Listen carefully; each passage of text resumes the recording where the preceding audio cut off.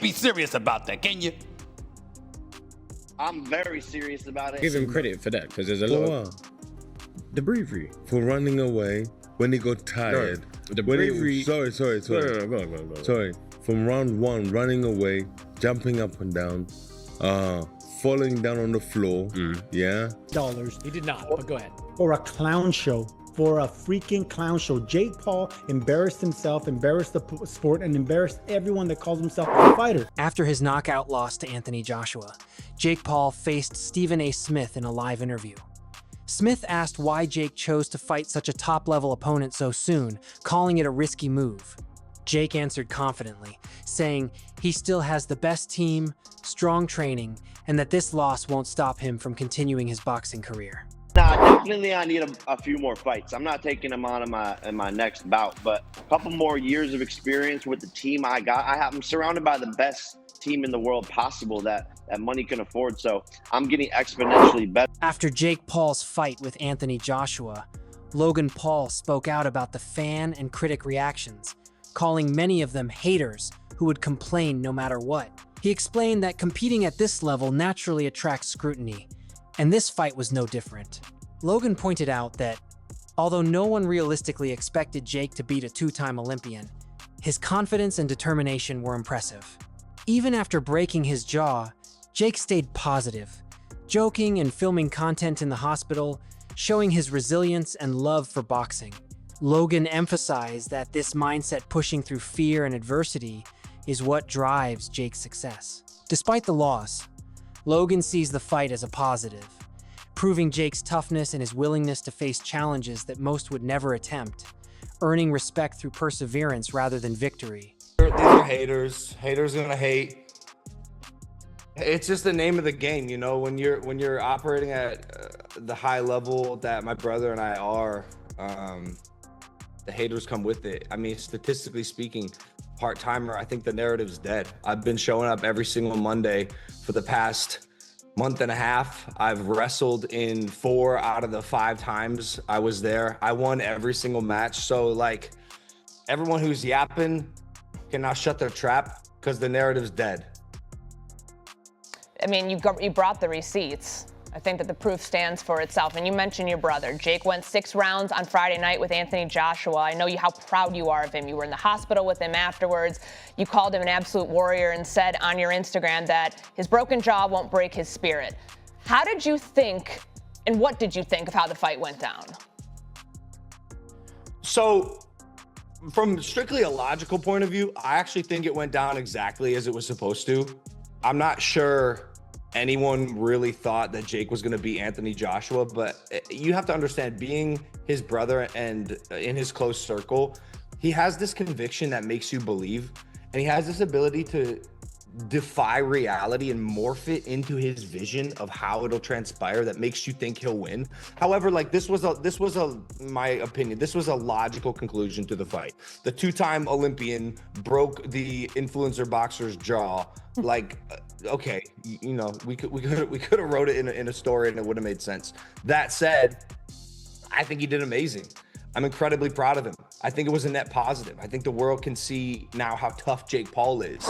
Eddie Hearn shared his thoughts on Jake Paul's fight against Anthony Joshua, explaining that people who say Jake was just running don't understand the full picture. From the start, Jake had almost no chance of winning against a fighter of Joshua's level, so his main goal became survival. Hearn points out that the real test was how long Jake could last, and he exceeded expectations by going all 6 rounds. Many doubted he could even last a few, but he showed impressive resilience, standing up to the power and skill of a top heavyweight. While Jake wasn't competitive in the usual sense, Hearn emphasizes that simply surviving 6 rounds against an elite fighter is a significant achievement, showcasing his toughness, mental strength, and ability to handle extreme pressure. Oh, Jake was running and Jake was hold, but listen, I mean, at the end of the day, Jake had one job, and that was to try and survive. I mean, he was never ever going to win the fight, ever. And if you would have said to me, do I think he'll go 6 rounds? I would have said absolutely not. I mean, I felt that it would take AJ a couple of rounds to get hold of him, because I knew Jake can move a bit and he'd be moving off the back foot and he'd be holding. But it was the way that he did it, I think, was actually quite impressive. Like, not that particular part, but the way that he would, the way that he was strong in the clinch. He wouldn't let AJ get his shots off in the clinch. He made him miss a few times. And obviously, AJ's been out of the ring for a while. But to be honest, I think the most fascinating thing of the whole night in terms of the fight was how he didn't get flatlined by that right hand. I mean, I said going into the fight, it's probably going to take AJ a few rounds to get hold of him. And I also said, as soon as he lands clean, the fight's over, right? He landed a few before, but the first that he landed really clean was the final shot.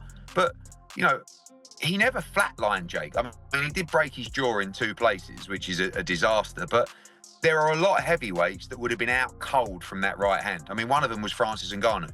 A pretty similar shot, really. Do you know what I mean? So I actually give Jake unbelievable credit for doing it in the first place, but his performance as well. I mean, I stand by the fact that I think he's just a decent cruiserweight, but like, he did go in with Anthony Joshua, and look, the world is full of criticism and opinions and negativity. Who else is doing what he's doing at what is he, late 20s? I mean, quite phenomenal.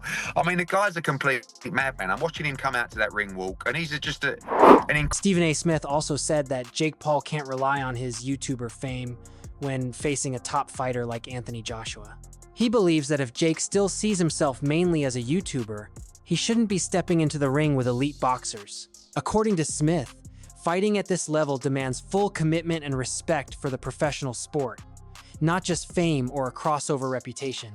Professional boxing trainers for years. He takes the sport very seriously. Thank you. So let me ask you, that's the question I have, because great kid, great businessman, by the way, amazing. And I know how he does all this, the character and the persona. We keep saying that he doesn't want to be a boxer. He's not a boxer, but then Jake Paul is a boxer. Yeah, exactly. That's my point. Exactly. He's a boxer. He can fight. I respect it. So go in there against fighters. You should be climbing the ladder towards those other fighters and taking the sport seriously to the point where you're fighting. Derek Chisora questioned whether Jake Paul really deserves respect for his fight against Anthony Joshua. He argued that simply stepping into the ring isn't enough to prove bravery. While some, like Chris Eubank Jr., praised Jake for lasting 6 rounds, Chisora noted that Jake spent much of the fight running, avoiding exchanges, falling, and throwing very few punches. He explained that true bravery involves risking your life for something greater, like fighting for your country. Chisora emphasized that surviving 6 rounds against a pro doesn't automatically show skill or courage, especially when the loss is turned into social media content rather than a display of genuine combat bravery. You're fighting someone who you're supposed to it's not supposed to look competitive, he's not supposed to hit you, he's not supposed to go more than 3 rounds, but at the same time, you need to know how to control the pressure. I think AJ's demeanor in the build-up was someone who was like, you know what, everyone's saying these things, but this is how I see it. Yeah, I rate him, he can box a bit. He did say in an interview with Steve Bunce that like when he was talking certain things, there's a part of me that wants to punch him in his face, but I'm just gonna chill. And I feel like that's how he handled the immense pressure. The last time we saw AJ fuming like this, like when he actually tried to do something, was with Dylan. So we should not judge him when he says something like this, because when he don't say nothing, we say, oh, why is he not saying anything back? Yeah. And when he says something, we're like, An analyst says, Jake Paul shouldn't automatically get respect for his fight with Anthony Joshua, arguing that the match was more about money than true competition. In the ring, Jake's repeated grabbing and holding made him seem scared rather than confident. The analyst explains this reaction was understandable because Joshua is an active, dangerous heavyweight, not past his prime. As Joshua's punches got closer, Jake became increasingly defensive, focused on survival. The analyst emphasizes that this wasn't bravery or respect, it was self-preservation. While the nearly $92 million payday is huge, taking the money doesn't automatically earn respect in boxing. About it before getting in the ring with him. And I think a lot of things were revealed inside the ring. You know, all the grabbing of the leg and stuff like that. That shouldn't have been. You know, that almost looked like, it reminded me of Troy. You guys remember Troy when Orlando Bloom's character grabbed his brother's leg, you know? You know what I mean? It looked like he was desperately scared, you know? But I think he should have been desperately scared because AJ was coming to hurt him. This wasn't a Mike Tyson fight. He wasn't 58 years old. This dude is 36. And Anthony Joshua, like he said, because I've heard AJ say stuff like that. Hey, I'm going to F you up. He said the same thing to Helenius. Because he thought Helenius was looking at him crazy. And it's like, what do you know, why are you looking at me like that? Right? And Helenius like, huh? You know. And what happened to Helenius? He got knocked out, and needless to say, he tested positive for something. But yeah, so if you hear AJ say, hey, I'm gonna F you up, oh yeah, that's what he means. And I think Jake Paul knew it. And I mean, he avoided a lot of big shots at the beginning of that fight, you know. But then as AJ started getting closer and those punches started getting, you know, more in range of hitting him, the grabbing happened a lot, you know, more. You know, he started gripping off. Chris Manx and Sergio Mora put most of the blame on Jake Paul after Anthony Joshua's 6th-round knockout. They argue that Jake didn't just lose, he embarrassed himself in the sport by showing poor boxing fundamentals. Mora points out that real fighters are trained to handle fatigue, pain, and pressure, while Jake only knows how to throw punches, not how to fight under danger. Joshua, they say, clearly held back and controlled the fight, choosing not to finish it early, even though he could have. They believe the fight should have ended sooner, as Jake spent more time avoiding exchanges than actually boxing. Manx adds that when a skilled professional faces a non-fighter, the gap becomes obvious very quickly. Both analysts call the fight disappointing for viewers and damaging to boxing's reputation, saying it was worse than expected and hard to defend from a sporting perspective. Freaking clown show. Jake Paul embarrassed himself, embarrassed the sport, and embarrassed everyone that calls himself a fighter. And I've been telling you this for years. The thing about boxers is we train to be tired. We train to be hurt. We train to roll with punches. We train for a lot of things that this YouTube Disney star has been nobody. Never learned the trait. He never learned how to fight. He learned how to throw some punches. He learned how to box. And I told you it's because Jake Paul had the resources. He can have a head start in this career like you did in life, and you can make it out. But the thing is, when a fighter really wants to hurt another non-fighter, he can do it, and he can do it a lot easier and a lot faster. Anthony Joshua played with his food, and I'm going to tell you right now, he played with his food. I don't think he should have went to the 6th round, maybe the 4th at latest, because Jake Paul was running. He wasn't boxing. He was running, and every time he had a chance to try to tackle Anthony Joshua in fear, he was on his knees. It looked like he was praying. Jake Paul spent more times on his knees than you did in college praying for a girlfriend. It was embarrassing, Chris Mannix. It was embarrassing. And all the people that tuned in to Netflix and everyone else, just like the Mike Tyson fiasco that happened a couple years ago, we feel disgusted for having to watch that. I'm not going to defend the fight. It was a bad fight. It was actually worse. You're not going to put him on. You're not going to put him on the cover of Sports Illustrated again? No, because we put him on the cover of Sports Illustrated for very different reasons than boxing. It was a power issue, as you know. Ben Shalom strongly criticizes the Anthony Joshua versus Jake Paul fight, calling it a dangerous freak show. He says that while some crossover fights can be taken lightly, this one is different because of the real risks involved. As a boxing promoter, Shalom knows how serious the medical side of boxing is and how easily fights can become dangerous if mishandled. He warns that these bouts are treated as entertainment and quick money grabs until someone gets seriously hurt.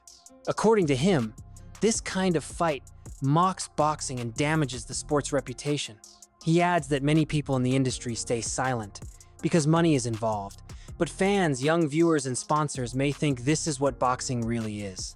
Shalom emphasizes that boxing is just one punch away from tragedy and argues there's no excuse for an unproven fighter moving up in weight to face a 2-time world champion.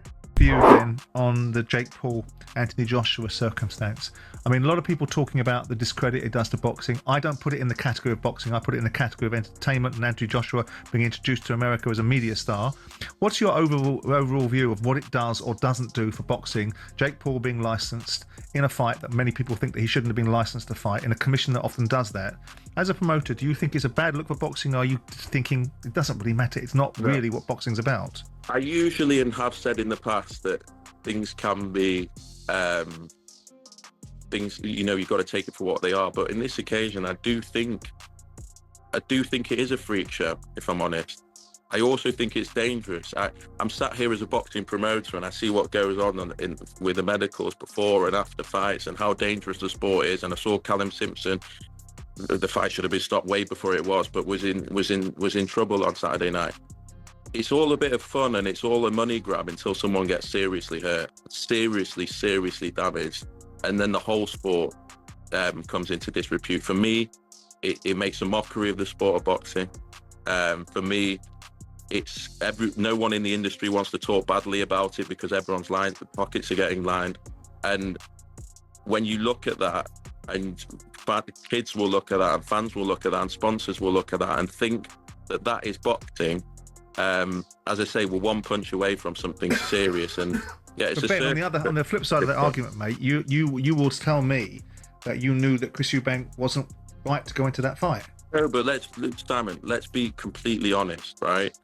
Whatever you want to say about that fight, these are two experienced professional fighters. Chris Eubank Jr. has been in fights previously in his career. It would take a lot of my time and a lot of my patience to train these guys.